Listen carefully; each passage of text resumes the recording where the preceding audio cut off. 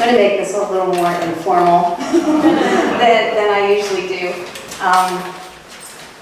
Actually, today, and I only knew this because of Facebook, today is actually the 5th anniversary of my ordination.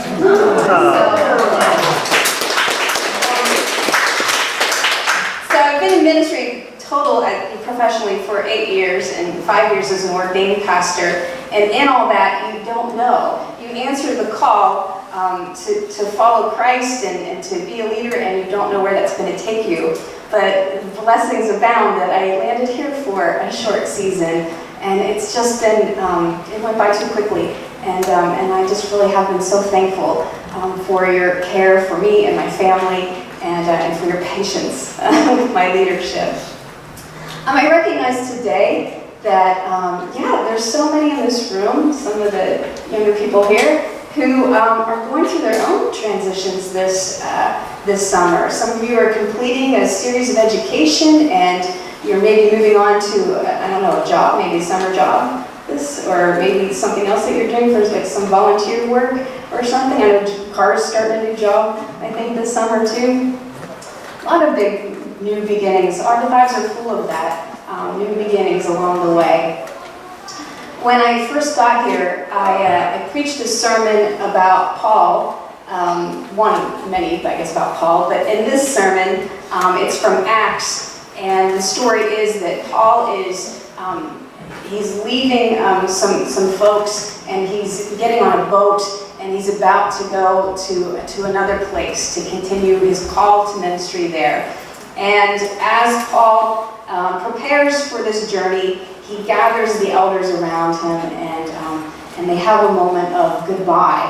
And it's a beautiful goodbye because it says there's weeping in it, but there's also promise and hope. There's hope too. And I guess that's how I feel about this moment, that it's sad, but because we're brothers and sisters in Christ and we carry this hope of Christ, there's something very hopeful in it too. Goodbyes are also, they're different in a digital age, right? Your goodbye is never really goodbye. We can keep in touch in so many ways now, and I'm looking forward to that. I'm looking forward to see where God is taking this church, and what new things God has for you, and what new possibilities lie here. You're always going to be in my heart and on my mind. And I was stalking on Facebook. So there you go. Find out how you're doing. Some moments here. I've learned a lot since I've been here. I really have. It's been a short season, and part of me is sorry that perhaps I didn't embrace it as much as I could. You always think that at the end of something. But a few things are, people ask me, what's it like to be me serving in a Chinese congregation? That just intrigues everybody so much that I would be appointed here. And I say, I don't know what it's like to serve in just any Chinese congregation, but this one has been so meaningful to me because of the people here that I've gotten to know. I've learned this. I've learned the power and the power and the influence of a strong laity-led congregation. I look around here, and there is not one of you who doesn't play multiple roles and multiple ways of service to the church. And that has just, even though I've had strong leaders in other churches, the commitment and power of the leaders in this church has just really re-inspired me. And woe to the laity in the next church, because, sorry, but it really says, you want to light a fire under your leadership, because it makes a huge difference when everybody is serving and supporting each other. When it's just one Lone Ranger or a couple, you can't keep it going, right? You can't. You need all the gifts of the church. Paul talks about that. talks about how the people of the church are one body, but with many gifts, some teachers, some prophets, some are talented with music, some are with healing, and it takes all of that together to make a strong church. And I really have experienced this here in a profound way with this congregation and with the CM congregation as well. Another thing I've learned is dream the impossible. Dream the impossible. And what I mean by that is, one of the first projects that I was introduced to here when I first came was the School for Kumi, Uganda. And that just seemed like an impossible project to me, that a congregation of our size could do something so ambitious. And yet, I can see the fruit from that. Even this year, we were able to see how the monies that were raised and the nurture that has happened there is already resulting in dorms being built. And that's just incredible. It's incredible to think of that a world away, just from the energy and the passion and the vision and the commitment of people here. And so I think of that, dream the impossible. Even this week, Bert and Jane were proposing getting those flood buckets together. And I thought, really, do we have time for that? Do we have energy to do that? Are people ready to do that? Dream the impossible. Buckets and supplies are sitting here, and we're putting those together, and people are going to be very blessed. It makes a big, being on the receiving end of those buckets at one point in Pittsburgh, Pennsylvania, which gets a little flooded sometimes, it means a big difference to people who receive those.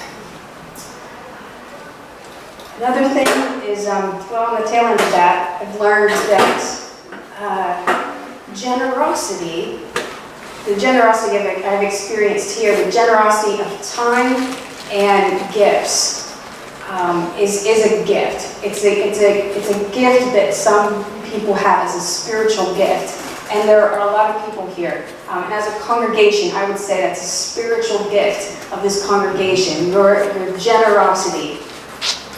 As a pastor, it gets very difficult to stand in front of the congregation and say, will you give to this? Will you give to that? Will you chip in for this? Will you spend some time with the kids at AIF? Will you spend some time helping after church to set up for this? And you feel like it's just a little too much after a while. And so there have been times where I've said, let's not fundraise for that special Sunday or something. But I have learned that people love to give here. They want the opportunities, and they love. And every time I have seen this congregation and CM congregation respond in just an abundant way. And that has meant a lot and really changed me because I realize, that's a gift, and it's a sign of again, that we don't hold on to these things. It's an outpouring of the abundance that has been given to us. So I'm thankful for that. I've also learned a lot about communication. Good communication, it's just a practical thing. Good communication in the church. It was funny when I first got here, I was bombarded by emails every day. And it was like a lot. But I like it. I love that the conversation with the church isn't just on Sunday morning. There's truly a feel here that church is happening 7 days a week. We are always dreaming. We are always scheming. We are always teaching one another by sharing the resources that we've learned or might inspire each other. We are always responding with prayer. You can see that in the emails too. And I'm just so thankful for that strong communication and the idea that church happens, not just Sunday mornings, but all week long we are caring and visioning together.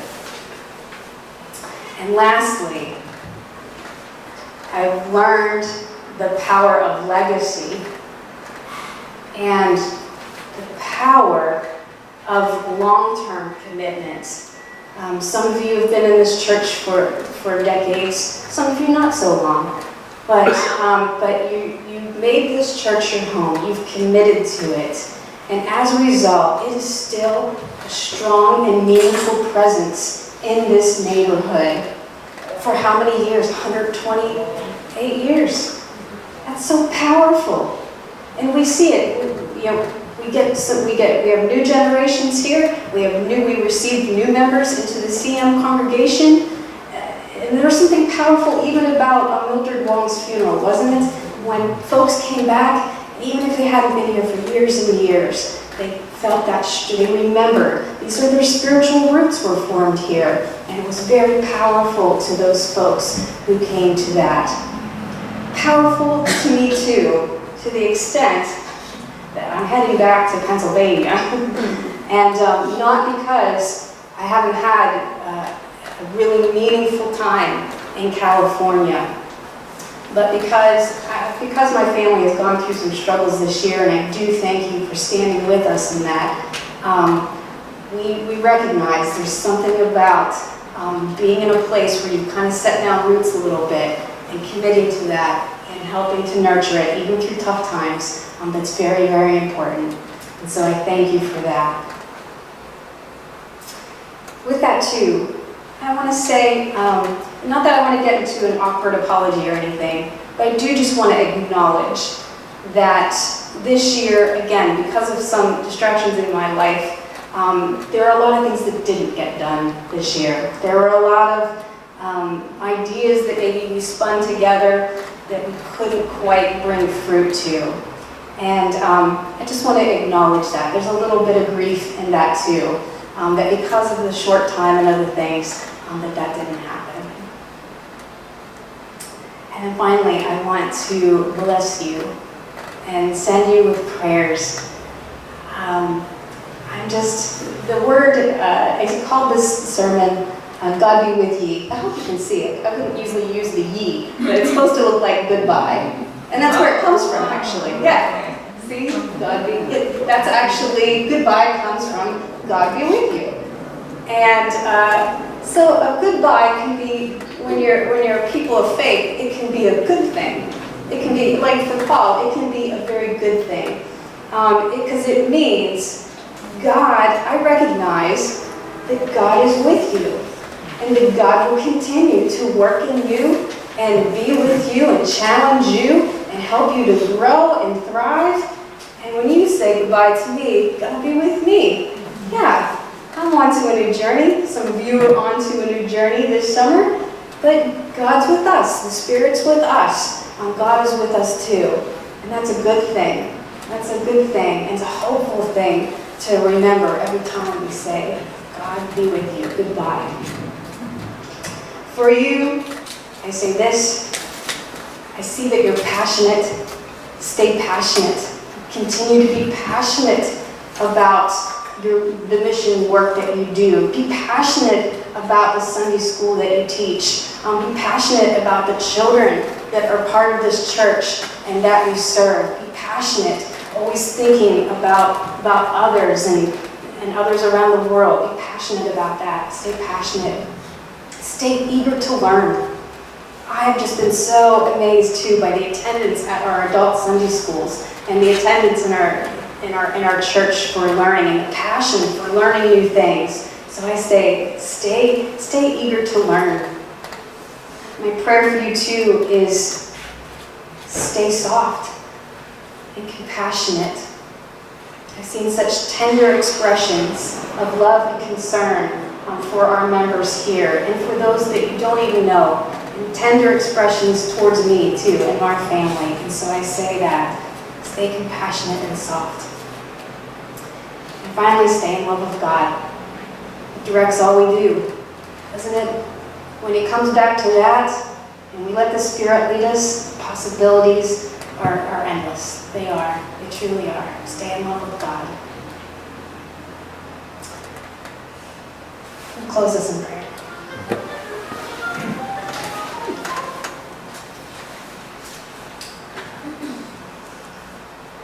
God, we welcome your Spirit,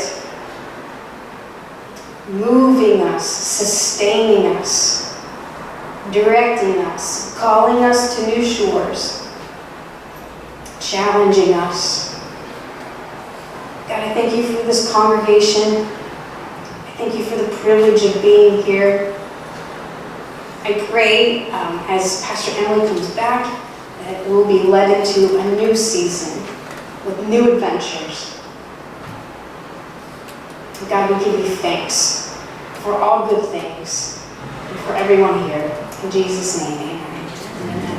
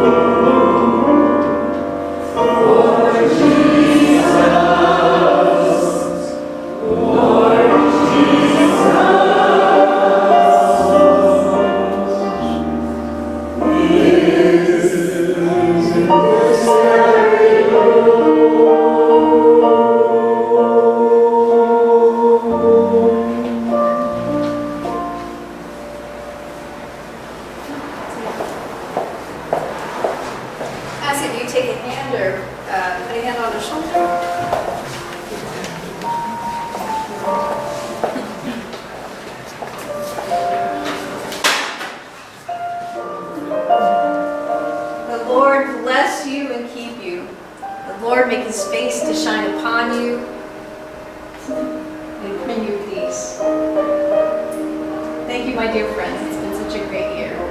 God be with you.